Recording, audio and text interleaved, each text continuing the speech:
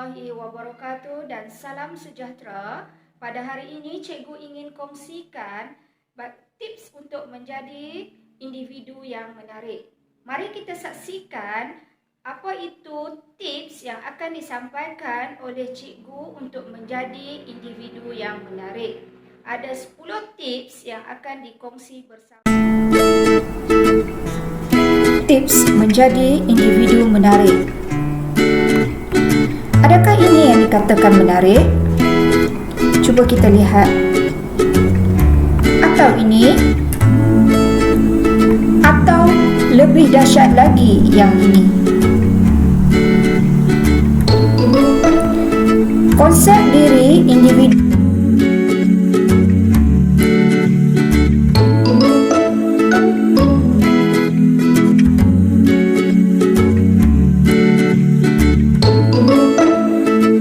menarik. Apa yang kita fikir tentang diri kita sendiri? Untuk menjadi individu menarik, perkara utama adalah membina konsep diri kita yang positif. Orang lain tidak akan melihat kita sebagai seorang yang menarik, melainkan kita sendiri yang melihat diri kita menarik. Okey, tips yang pertama iaitu senyum. Senyum seindah suria yang membawa cahaya. Senyumlah dari hati, duniamu berseri. Senyum umpama titian dalam kehidupan. Kau tersenyum, ku tersenyum dan kemesraan menguntung. Senyuman membuka cinta. Orang yang mengukir senyuman manis adalah orang yang menarik dan mengetuk pintu hati orang lain.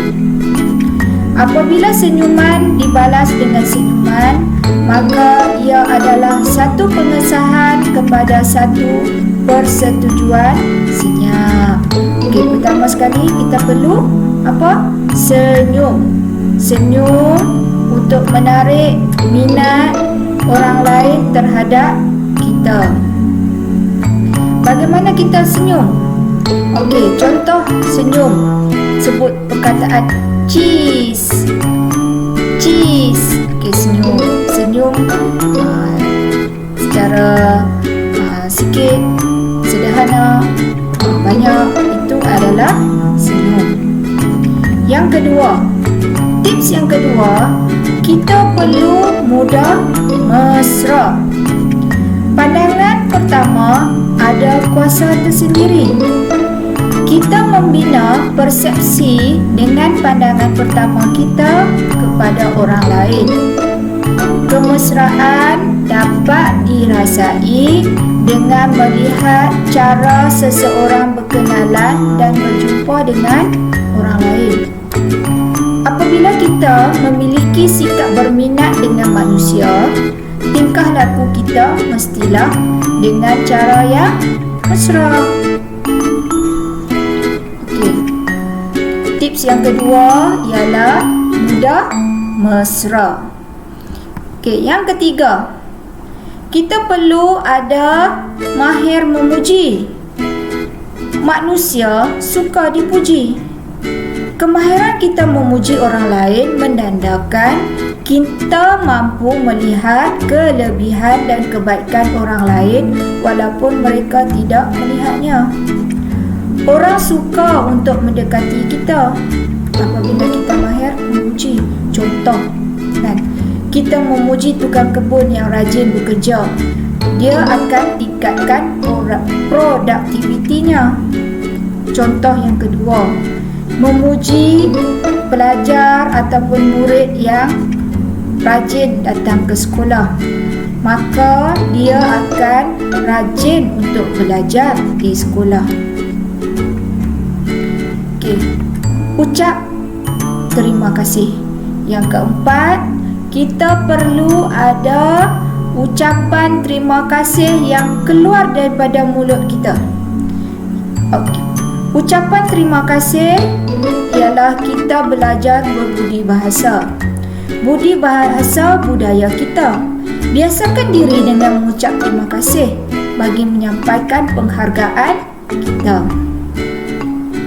orang membantu kita, kita perlu mengucap terima kasih. Jadilah menarik dengan budi bahasa. Nescaya kita akan dikenang sepanjang masa. Itu ialah tips yang keempat, iaitu ucap terima kasih. Yang seterusnya, kita perlu ada sifat merendah diri. Sabda Nabi Muhammad SAW ditingkatkan darjat seseorang apabila dia merendah diri.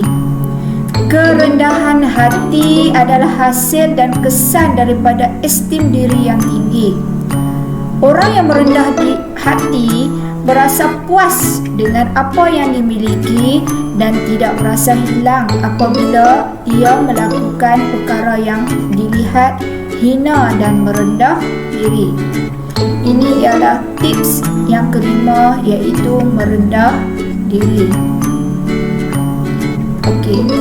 Yang seterusnya, yang keenam, kita perlu jangan cerewet. Orang yang penting tidak cerewet dan orang yang cerewet tidak penting. Pada umumnya, individu menarik adalah seseorang yang mudah didekati dan tidak cerewet. Menurut pujangga Jerman, individu yang suka menunjukkan pendiriannya dalam semua perkara adalah manusia yang membosankan. Itu sifat cerewet yang keenam. Jangan ada dalam diri ada sifat cerewet. Jangan cerewet. Yang ketujuh, tips yang ketujuh, kita perlu memahami kuasa bahasa badan. Individu menarik memancarkan kuasa menariknya dengan gerak badan yang menyenangkan. Cara mudah mengenal pasti kehadiran menarik seseorang adalah dengan melihat bagaimana seseorang itu menggunakan gerak badannya memberi mesej simbolik. 55% komunikasi adalah melalui komunikasi non-verbal. Kita dapat mengawal gerak badan kita supaya dilihat berketerampilan. Ini ialah tips yang ke-7, iaitu memahami kuasa bahasa badan. Yang ke-8, nasihat dengan bijaksana. Okey, kesilapan yang besar dalam menegur adalah apabila menegur diri individu itu sendiri dan bukannya tingkah lakunya. Menegur dengan perasaan marah adalah tidak baik. Mulakan dengan pujian. Teknik ini baik untuk menyeimbangkan teguran itu. Kita perlu memuji dahulu bahagian tingkah laku ataupun kerja yang baik. Kemudian barulah kita menyatakan teguran itu. Jangan menegur orang di khalayak ramai, tetapi lebih baik memuji orang di khalayak ramai. Itu ialah tips yang ke-8, iaitu nasihat dengan bijaksana. Yang ke-9, penampilan diri. Penampilan seseorang mempunyai pengaruh yang kuat bagaimana orang lain melihatnya. Seseorang yang perlu memiliki imej seseorang yang berilmu luas, pengetahuan dan berhemah mulia. Pakaian memberi mesej kepada orang lain tentang personaliti yang kita miliki. Menjadi individu menarik dalam penampilan bermakna kita mengetahui bagaimana memberi definisi kepada personaliti kita melalui pemakaian.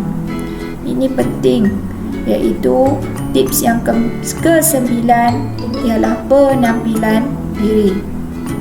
Dan yang terakhir, yang ke-10, sayangi orang lain seperti kita menyayangi diri kita. Sentiasalah berminat untuk berkawan dengan semua orang. Siramilah hati mereka supaya jadi ceria dan mendapat sesuatu kebaikan daripada persahabatan mereka dengan kita. Berilah manfaat itu walaupun sekadar nasihat dan pesanan kecil. Nabi SAW pernah bersabda, sebaik-baik umatku adalah mereka yang banyak manfaatnya. Okey. Jadilah individu yang menarik di sisi Tuhan. Sekian, terima kasih dan jumpa lagi di video yang seterusnya.